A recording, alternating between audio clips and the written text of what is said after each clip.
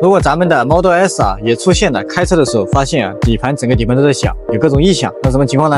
今天给大家看一下，像这台 Model S 啊 85D， 平时开的高速度啊只要超过60，它感觉整个底盘都在响。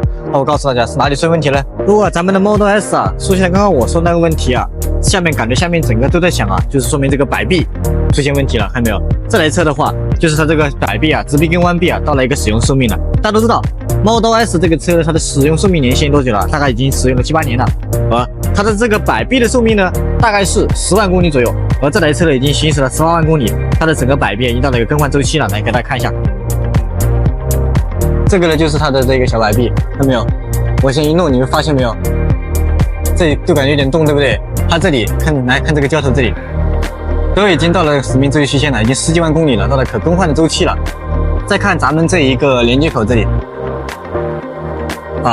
有些地方如果这里出现了破损的话，也会出现咯吱咯吱的异响的。